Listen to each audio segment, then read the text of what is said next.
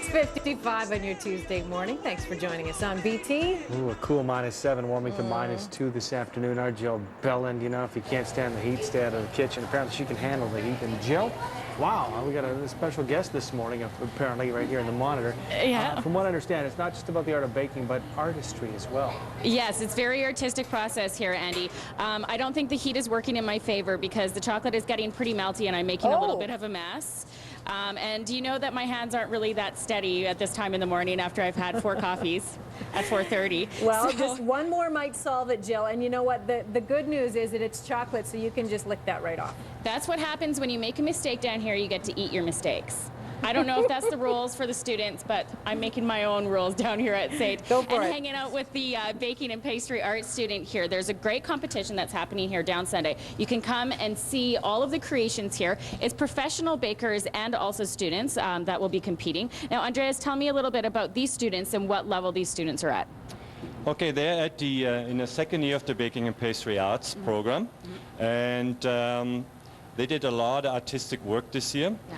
We did some sugar artistry, and I think one of the highlights was the showpieces. Right. And some of them we're gonna display on March 14th at the chocolate competition. Okay, very cool. And that's happening down here.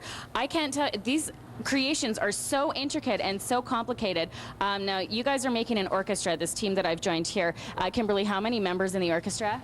We have about 14. Okay. Yeah, so And these figurines right here are made entirely of? chocolate. What happens after the competition? Do you get to eat the creations? Well, we'll move them back down into the bakery if they survive or not. But guess they could be eaten. I think that they should be. They look quite edible and delicious. Okay, now the students will be competing with professional pastry chefs as well. That's right. Yeah, it's quite a competition. And I think it's unique because they do compete against the professionals. Yeah. And I think they have a pretty good chance because we put a lot of work and effort in it, and there was a lot of talent in this class. So I think it's gonna be good. I can tell there's quite a bit of talent. Now, is this part of the curriculum? Do the students get graded on this? Yes, actually they do. Each person did one of those figurines, and they get a separate mark. Okay. Yeah. If you had to give me a grade so far for the artistry that I've created here, the lines aren't exactly straight, but what kind of grade would I get? I don't think I would grade that right away because, you know, we have to give people some time to develop the skill, so no, I wouldn't grade it. It does take quite a bit of practice. I don't want to make enemies right away, you know? No, we have all morning to become more accomplished here with the students. And how challenging is it to work with chocolate, Kimberly? It's fairly challenging. Tempering is kind of difficult. Yeah. It takes a bit of skill. It's finicky. And just around the corner, these students are working with Rice Krispie squares. I'm told that Rice Krispies are quite fantastic to work with, a little bit more stable than the chocolate. And we also have fondant over here in the corner, and we'll be doing some piping on this. I'm particularly excited to use this tool here. Andreas, tell me what you use this tool for. Okay, let me open this box. Our favorite It's like store. a power tool. Yeah, where we buy our tools is actually the hardware store, believe it or not. This is a regular paint sprayer, Okay.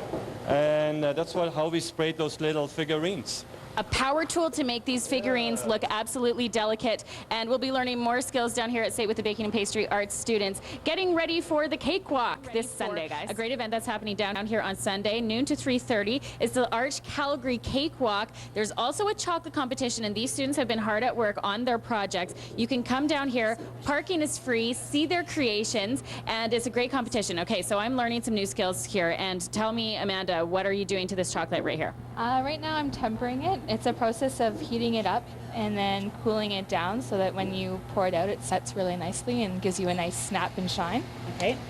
It looks like you're doing a good job. What temperature do you want that chocolate to be at? I need it to get down to 32 degrees Celsius, and that's the perfect temperature for tempered chocolate. Okay, and we're looking at 37. So good work. Keep on going. V, how much chocolate in a day do you consume? I don't know the exact amount, but I'd have to say to be a lot. Okay. Yeah. This is a judgment-free zone here. No problems whatsoever. I'm about to use a power tool here. I'm going to sneak behind you here, Amanda. And Zoe, tell me, how difficult is this task that I'm about to learn? Easy. Is it easy? Yep. Okay. I'd say it's easy. Really? Mm-hmm. Even with power tools involved? Yeah, Chef Schwarzer, I don't really know. Uh-oh. Okay, well, I have an instructor here who's going to take me through, and we're going to learn, this is very intricate details that the students work on here with their projects. They're creating an entire orchestra. You can come down here on Sunday and see it. And right now, what are we using the power tool for? We're going to spray chocolate on some of the chocolate pieces. Okay. And what we did with the figurines too, all the figurines we made, we sprayed them. Yeah. The same way, we use a regular paint, spray them, fill it with chocolate, thin it out with cocoa butter, and then we just basically aim and shoot. Chocolate on chocolate. Right. It gives it a nice, unique finish. The velvety finish you talked about, that. Okay, yeah. That's how we achieve that. All right. I'm going to trade tools with you, and we'll see how we go. Because this is a one-shot deal. I only get one chance, right? Right. And what happens if I mess up the project? Oh, you can mess it up. Okay, good. Or we can just consume them. I'm a game for that, too. Okay. Carefully, trade.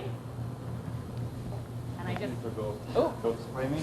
Okay. Watch it. Don't get in the way. Okay, ready? Okay, yep.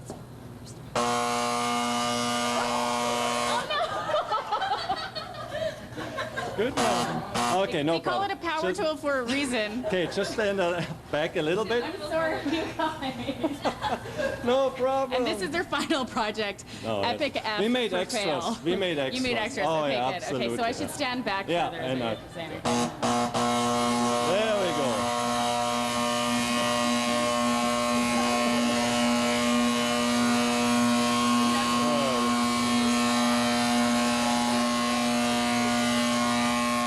A delicate mist. Yep. How does it look? It doesn't look quite as velvety No, as the other project. actually we want to have a different effect on that one. Okay. We don't want to have the velvety effect, but we want to spray it nice and even so it doesn't look that we molded it. Right. So it kind of hides some of the mistakes. So they need just a little bit more. Terrific. Okay, well, I'm going to put this down and take my tool back with where I'm comfortable here. You can see the final project here at SAIT, noon to 3:30 on Sunday, the L'Arche Calgary Cakewalk. Rob is looking hungry and gets chocolate for breakfast. Here you go, Rob. Well, and if Delicious. you break it, you can eat it. That's the Created. rule. There's also a partnership with the Pastry Guild. So there are professionals, there are amateurs. Some of them are competing in the same categories. It'll be very interesting to see. Now, you guys have been working with Rice Krispie Squares, a little bit of a different product to work with. And how do you like working with this material, Ashley? I really like it because it's very sturdy and it's easy to mold, better than cake. So, Better than cake. well, it's better to mold than cake. And this is part of your presentation. What are you making right here? This is a teddy bear.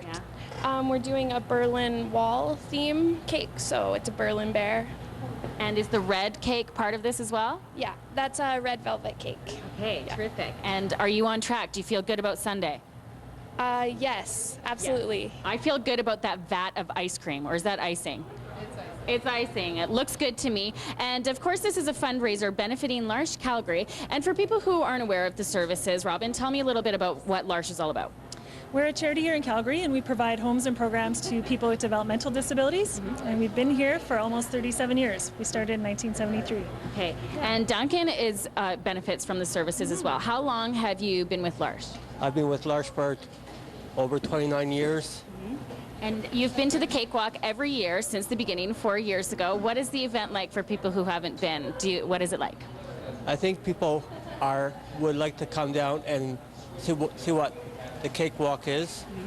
And it's open to your whole family, and your children are most welcome to come. Okay, lots of fun. There's cupcake decorating, musical chairs, lots of activities. Everyone gets a free piece of cake, which is great. Do you have a favorite piece of cake, Duncan? I like everything. That's right. No discrimination when it comes to cake whatsoever. Opportunity cake. Exactly. Equal opportunity cake eater, yeah. Now tell me, this fundraiser, what does this mean for L'Arche Calgary? This is your biggest fundraiser of the year? It is. It actually comprises about a third of our fundraising budget for the year. So it's amazing, and it's a great awareness raiser for L'Arche. Proceeds from this event will help to cover costs of operating our 5 homes and programs. Things like our fleet of vehicles that we have to keep on the road and safe every year.